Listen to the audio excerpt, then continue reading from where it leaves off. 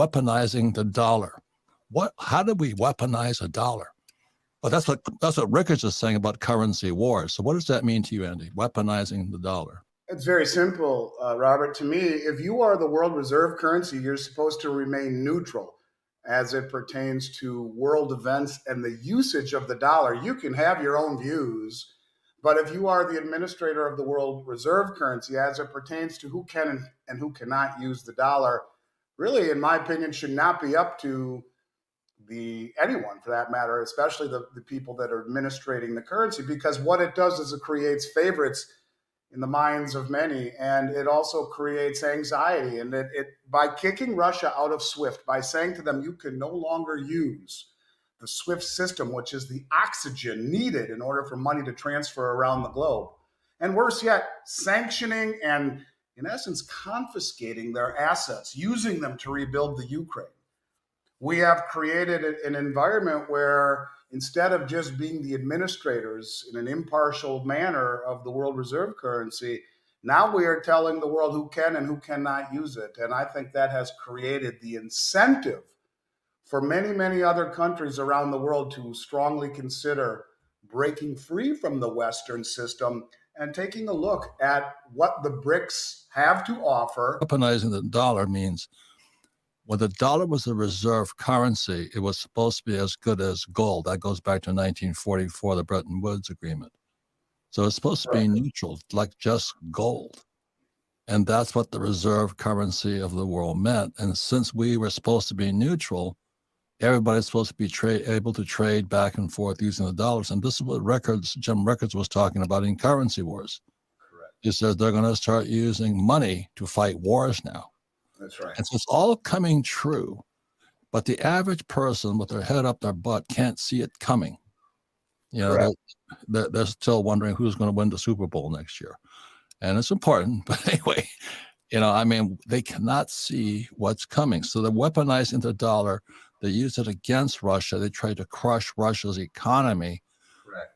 And also, Biden did something to Saudi Arabia. What do you do to them?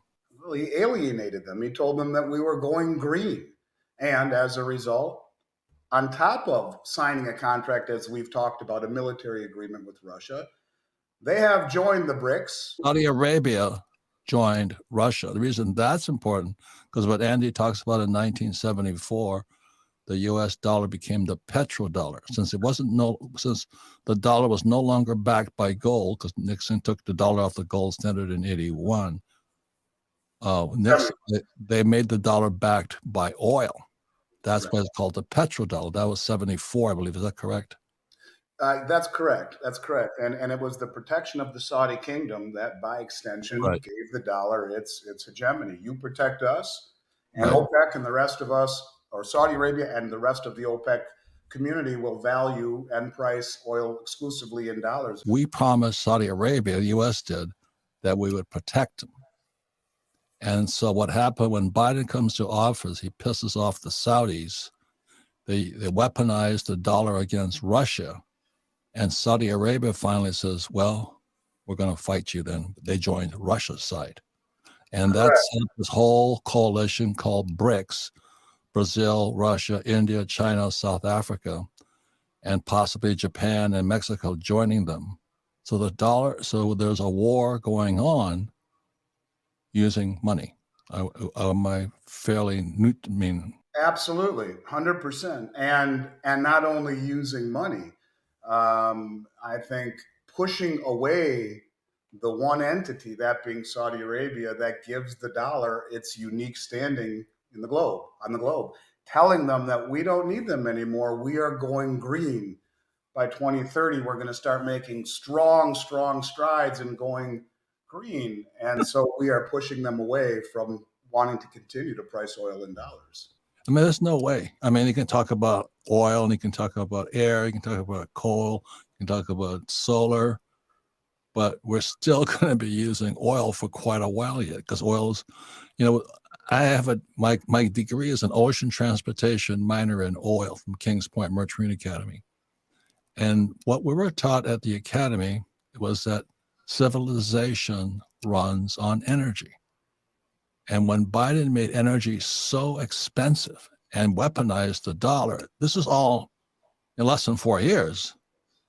He basically screwed the world and he's screwing America on top of it. Why is this guy doing this? If you look at his number one chief economic advisor, it's a man named Jared Bernstein, whose whole philosophy is relinquishing the world reserve status of the US dollar. He's the head economic advisor to the Biden administration. And in a report he wrote in 2014 called Dethrone King Dollar in the New York Times, he says that the distortions and trade imbalances created by being the world reserve currency should be relinquished immediately. So he's, you have to ask yourself, is this a coincidence? I'm not sure. But the question is, why would you do this? And I think that, boils down to me to one simple equation.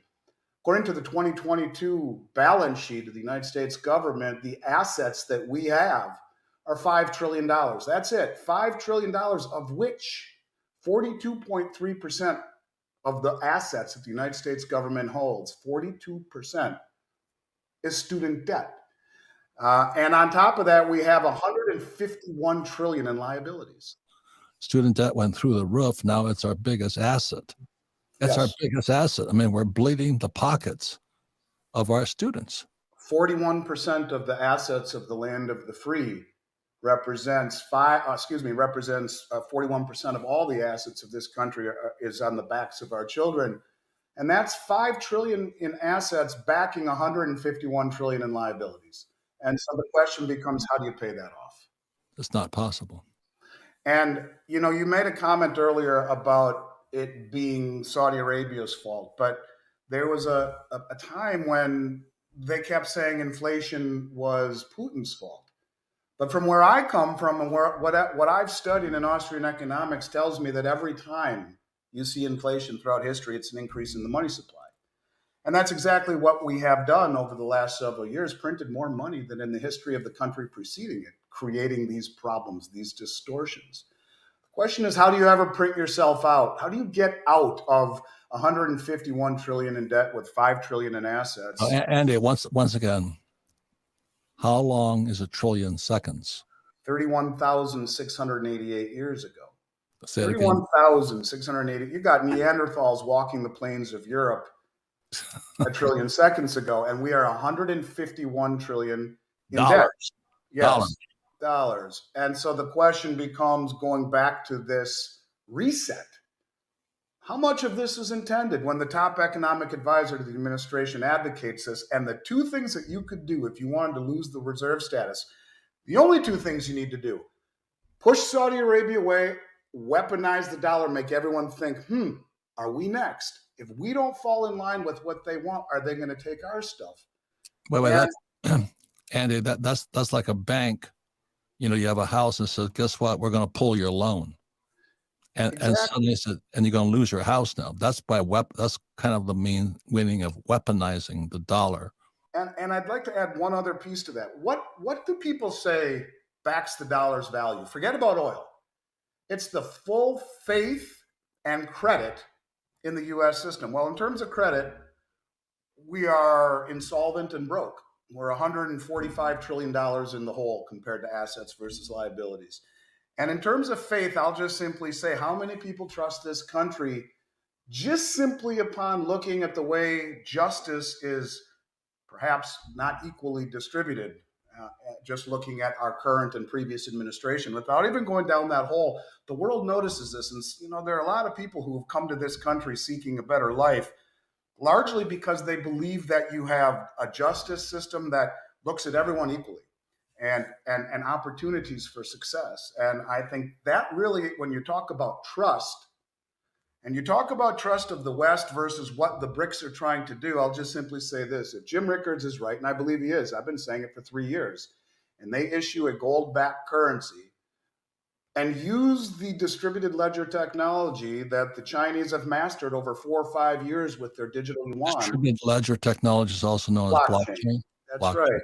So you show what every country that has signed up for the BRICS is going to peg to the blockchain.